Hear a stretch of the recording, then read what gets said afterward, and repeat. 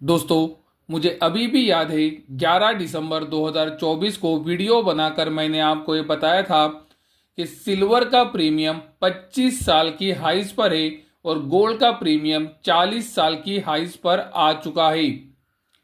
आने वाले दिनों में फिर गोल्ड का प्रीमियम धीरे धीरे नीचे आ गया, लेकिन आप देख सकते हो सिल्वर का प्रीमियम नीचे तो आया था, लेकिन फिर से एक बार हाइज के पास जा रहा है। और दोस्तों, आज की तारीख में भी सिल्वर का प्रीमियम 25 सालों की हाइज पर ही काम कर रहा है। दोस्तों, प्रीमियम का मतलब यह होता है कि सिल्वर का फ्यूचर मार्केट और स्पॉट मार्केट के अंदर डिफरेंस। ज्यादातर समय सिल्वर का फ्यूचर मार्केट स्पॉट मार्केट के ऊपर काम करता है, तो ये दोनों के बीच में जो डिफरेंस होता है उसे प्रीमियम बोला जाता है। दोस्तों, अगर सिल्वर का फ्यूचर मार्केट स्पॉट मार्केट के नीचे चलता है तो उसे डिस्काउंट बोला जाता है। लेकिन आप वीडियो के अंदर देख सकते हो, अभी इंटरनेशनल मार्केट में सिल्वर का फ्यूचर मार्केट का प्राइस सिल्वर के स्पॉट मार्केट के प्राइस से ऊपर है। महत्वपूर्ण बात दोस्तों यह है कि जब भी नया कॉन्ट्रैक्ट आता है उसके बाद धीरे धीरे ये प्रीमियम नीचे जाता है। और इसका कारण ये होता है कि जैसे जैसे हम आगे बढ़ते हैं टाइम वैल्यू निकल जाता है, और जब ये कॉन्ट्रैक्ट एक्सपायर होता है तो ज़्यादातर समय सिल्वर का फ्यूचर और स्पॉट मार्केट का प्राइस सेम होता है। तो दोस्तों, ये ज़्यादातर समय हमेशा होता है। लेकिन आप देख सकते हो अभी ये कॉन्ट्रैक्ट को आए हुए 42 दिन हो चुके हैं, उसके बावजूद भी सिल्वर का प्रीमियम नीचे नहीं जा रहा है। जिस दिन ये कॉन्ट्रैक्ट ओपन हुआ था उस दिन के प्रीमियम के लेवल के पास ही ये प्रीमियम अभी भी खड़ा है। मैं तो कहूंगा कि ये प्रीमियम जिस दिन ये कॉन्ट्रैक्ट ओपन हुआ था उस दिन के प्रीमियम के लेवल के भी ऊपर है। यानी कि दोस्तों, आप क्लियरली देख सकते हो ये कॉन्ट्रैक्ट ओपन होके 42 दिन हो चुके हैं, उसके बावजूद भी अभी भी सिल्वर का प्रीमियम नीचे नहीं जा रहा है। चलो हम आपको एग्जाम्पल से इसे समझाते हैं। दोस्तों, ये 2024 के अंदर का सिल्वर के प्रीमियम का चार्ट है। आप देख सकते हो जब भी सिल्वर का नया कॉन्ट्रैक्ट ओपन होता है वो ज्यादातर समय ऊंचाई के पास ही ओपन होता है, यानी कि हायर प्रीमियम पर ओपन होता है।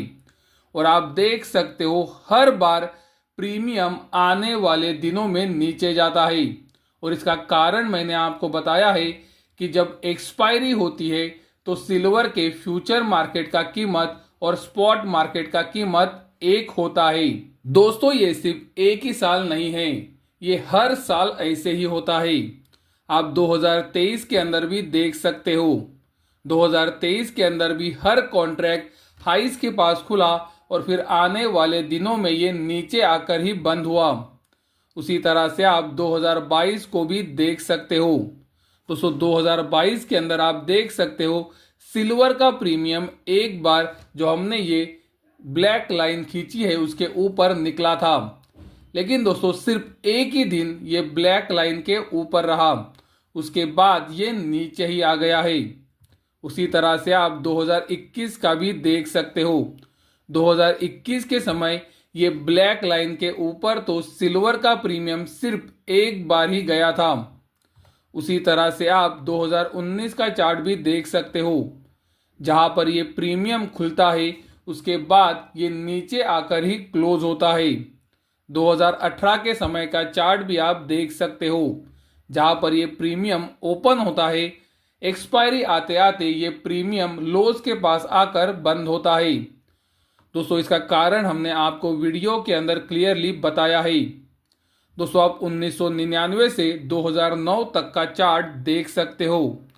हमने जो ये ब्लैक लाइन खींची है इसके ऊपर सिल्वर का प्रीमियम कुछ समय के लिए तो गया है, लेकिन वहां पर सस्टेन यानी कि टिक नहीं पाया है। उसी तरह से आप 2009 से 2019 तक का चार्ट भी देख सकते हो। यहाँ पर भी कुछ बार सिल्वर का प्रीमियम ब्लैक लाइन के ऊपर गया था, लेकिन वो वहां पर ज़्यादा दिन सस्टेन नहीं कर पाया। और दोस्तों अब आप 2021 से 2024 या फिर आप बोल सकते हो 2025 तक का चार्ट देख सकते हो। सिल्वर का प्रीमियम ये ब्लैक लाइन के ऊपर कंटिन्यूअसली टिका हुआ है। दोस्तों हमने आपको वीडियो के अंदर दिखाया है कि ये 42वां दिन है जब सिल्वर का प्रीमियम हमने जो ये ब्लैक लाइन खींची है उसके ऊपर सस्टेन कर रहा है। यानी कि दोस्तों 25 साल की हिस्ट्री के अंदर पहली बार सिल्वर का प्रीमियम इतने ऊंचे लेवल्स के ऊपर 42 दिन टिका हुआ है, जो ये क्लियर इंडिकेट कर रहा है कि सिल्वर के मार्केट के अंदर कुछ तो बड़ा हो रहा है। पूरे एनालिसिस के अंदर मैंने आपको 2020 का एनालिसिस नहीं दिया, क्योंकि 2020 के समय कुछ समय के लिए ऐसा हुआ था कि सिल्वर का प्रीमियम ये ब्लैक लाइन के ऊपर सस्टेन कर रहा था।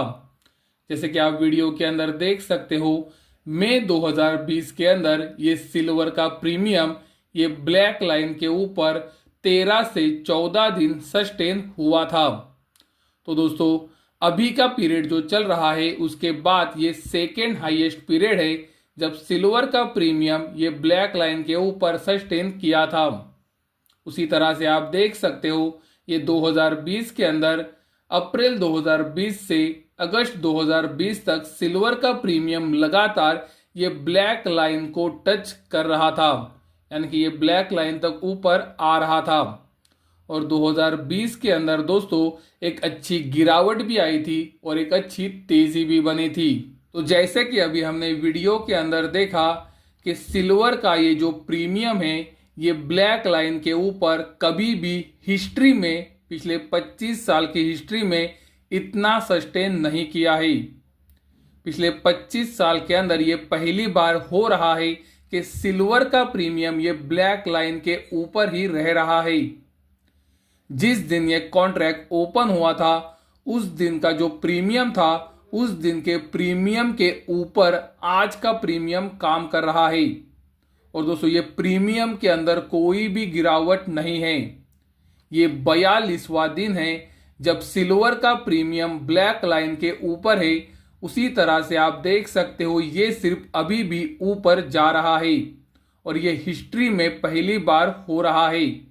हमने आपको पिछले 25 साल का हिस्ट्री दिखाया है। तो दोस्तों ये क्लियरली इंडिकेट कर रहा है कि सिल्वर के मार्केट के अंदर कुछ तो बड़ा हो रहा है। जैसे कि हमने आपको दिखाया इस तरह का इंसिडेंट एक बार 2020 में हुआ था, लेकिन दोस्तों याद रहे 2020 के अंदर भी सिल्वर का प्रीमियम ये ब्लैक लाइन के ऊपर इतना दिन सस्टेन नहीं किया था। मई 2020 के अंदर 13 से 14 दिन ये प्रीमियम सस्टेन किया था, लेकिन आप देख सकते हो ये बार जब से कॉन्ट्रैक्ट ओपन हुआ है तब से लेकर आज तक सिल्वर का प्रीमियम ये ब्लैक लाइन के ऊपर ही है। सिल्वर का प्रीमियम इतने समय तक ऊपर रहना एक्चुअल में सिल्वर के लिए पॉजिटिव सिग्नल है। लेकिन दोस्तों याद रखें, हमने आपको ये भी बताया है कि डॉलर इंडेक्स का टॉप बनना भी उतना ही ज़रूरी है, क्योंकि डॉलर इंडेक्स जब तक टॉप नहीं बनाता है सिल्वर के अंदर प्रॉब्लम रह सकता है, क्योंकि सिल्वर का और डॉलर इंडेक्स का निगेटिव कोरिलेशन है।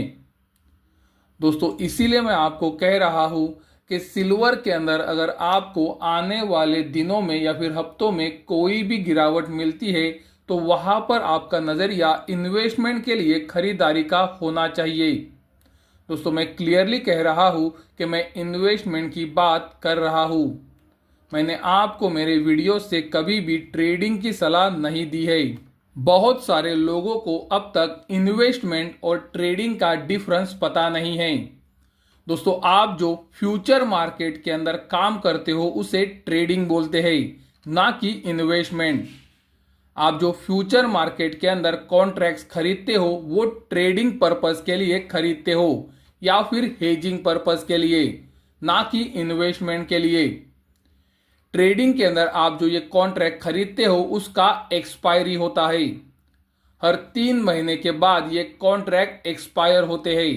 और आपको फिर वही पोजीशन में बने रहने के लिए नया कॉन्ट्रैक्ट खरीदना पड़ता है। लेकिन दोस्तों, क्या आपने कभी ये सोचा है कि आपका जब पुराना कॉन्ट्रैक्ट खत्म होता है और नया कॉन्ट्रैक्ट आप खरीदते हो तो सिल्वर के अंदर आपको नया कॉन्ट्रैक्ट खरीदने के लिए 2000 से 2500 का प्रीमियम देना पड़ता है, जो कि आपका ही लॉस है। तो दोस्तों, मैं आपको कहूंगा कि इन्वेस्टमेंट फ्यूचर्स के अंदर कॉन्ट्रैक्ट खरीद कर नहीं की जाती। ये बात को कृपया ध्यान में रखें। अगर आपको इन्वेस्टमेंट करनी है तो आपको गोल्ड सिल्वर के फिजिकल बार्स या फिर कॉइन्स खरीदने चाहिए, या फिर गोल्ड सिल्वर के ETF के अंदर आप इन्वेस्टमेंट कर सकते हो। गवर्नमेंट के SGB बॉन्ड्स के अंदर भी इन्वेस्टमेंट की जा सकती है। गवर्नमेंट ने अभी शायद उन्हें बंद किया है, लेकिन ये ऑप्शन पहले अवेलेबल था। और या फिर आप गोल्ड सिल्वर के स्टॉक्स खरीद सकते हो। इंडिया के अंदर गोल्ड सिल्वर के स्टॉक्स अवेलेबल नहीं हैं। तो दोस्तों, इंडिया के अंदर अगर आपको गोल्ड और सिल्वर के अंदर इन्वेस्टमेंट करनी है तो आपको गोल्ड सिल्वर के फिजिकल कॉइन्स या फिर बार्स को खरीदना होगा, या फिर गोल्ड और सिल्वर के ETFs के अंदर इन्वेस्टमेंट करना होगा। आप जो ऑनलाइन ब्रोकर का इस्तेमाल करते हो, आपके ब्रोकर के टर्मिनल के ऊपर आपको गोल्ड और सिल्वर के ETFs मिल जाएंगे। इंडिया के अंदर बहुत सारे गोल्ड ETFs अवेलेबल है। गोल्ड बीस उनमें से ही एक ETF है। ये ETF के अंदर लिक्विडिटी भी बहुत ही अच्छी होती है। दोस्तों, मैं कोई भी ETF को प्रमोट नहीं कर रहा हूं, ना ही मुझे कोई पैसा मिलता है इन ETFs को प्रमोट करने में। आप अगर इन्वेस्टमेंट करना चाहते हो तो आप कहाँ कर सकते हो, इसके बारे में मैं सिर्फ आपको बता रहा हूं। तो आप अगर अपने ब्रोकर के टर्मिनल के ऊपर गोल्ड बीस टाइप करते हो तो आपको ये ETF मिल जाएगा। दोस्तों, आप देख सकते हो गोल्ड बीस का ये जो ETF है ये गोल्ड की तरह ही ऊपर या फिर नीचे जाता है। गोल्ड का चार्ट और गोल्ड बीस का चार्ट एग्जैक्टली सेम है। उसी तरह से सिल्वर बीस ये ETF भी अवेलेबल है, जहां से आप सिल्वर के अंदर इन्वेस्ट कर सकते हो। दोस्तों, ये ETF अभी अभी लॉन्च हुआ है। इसका जितना भी हिस्ट्री है आप देख सकते हो, सिल्वर की कीमतों के साथ ये उसी तरह से चलता है। सिल्वर जैसे ऊपर जाएगा ये ऊपर जाता है, और सिल्वर जैसे गिरेगा ये भी गिरता है। तो दोस्तों, अगर आप ETFs के द्वारा इन्वेस्टमेंट करना चाहते हो तो आपके लिए गोल्ड बीस और सिल्वर बीस ये दोनों बहुत ही अच्छे ऑप्शन है।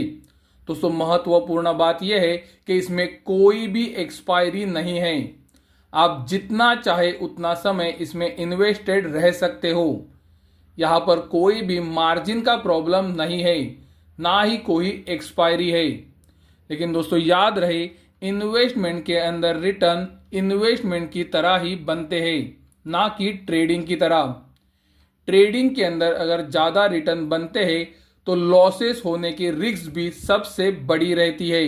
अगर मैं आपको एक एग्जाम्पल देना चाहूँ तो हम मानते हैं कि सिल्वर की कीमत अभी 1 लाख चल रही है, और अगर आपने सिल्वर के अंदर 1 लाख रुपए की इन्वेस्टमेंट की है तो सिल्वर अगर 5% गिरता है तो आपको इन्वेस्टमेंट के ऊपर 5000 का लॉस हो सकता है, क्योंकि आपने सिल्वर ETF के अंदर 1 लाख की इन्वेस्टमेंट की है। लेकिन दोस्तों, याद रहे, ये जो 5000 रुपये का आपका लॉस है ये तब तक लॉस में कन्वर्ट नहीं होगा जब तक आप ये ETF को नहीं बेचोगे। यानी कि जब तक जितने समय ये आपके पास ETF पड़ा रहेगा, आपको चांसेस रहते हैं कि आप ये लॉस को रिकवर कर सके। लेकिन दोस्तों, ट्रेडिंग में ऐसा नहीं होता है। अगर आपको लॉस होता है तो आपको कॉन्ट्रैक्ट खत्म होने से पहले वो लॉस को बुक करना पड़ता है, और फिर आपको अपना कॉन्ट्रैक्ट अगले कॉन्ट्रैक्ट में शिफ्ट करना पड़ता है, जहां पर आप अगला कॉन्ट्रैक्ट 2 से 2500 का प्रीमियम देकर खरीदते हो। और ये 2 से 2500 का प्रीमियम आपका और लॉस ही है। सिल्वर मिनी के अंदर यानी कि ट्रेडिंग के लिए फ्यूचर्स के अंदर पोजीशन बनाते हो और सिल्वर अगर 5% गिरता है तो आपको 25,000 तक का लॉस हो सकता है। तो दोस्तों ट्रेडिंग और इन्वेस्टमेंट दोनों डिफरेंट है, ये बात को कृपया ध्यान में रखें। और मैं आपको मेरे वीडियो से हमेशा इन्वेस्टमेंट की राय देता हूं जो एमसीएक्स के ऊपर या फिर कहीं पर भी फ्यूचर बाय करके नहीं की जाती। फ्यूचर्स के अंदर सिर्फ ट्रेडिंग होती है। कोई ये भी बोल सकता है कि हम अगले कॉन्ट्रैक्ट में ये लॉस को रिकवर कर सकते हैं।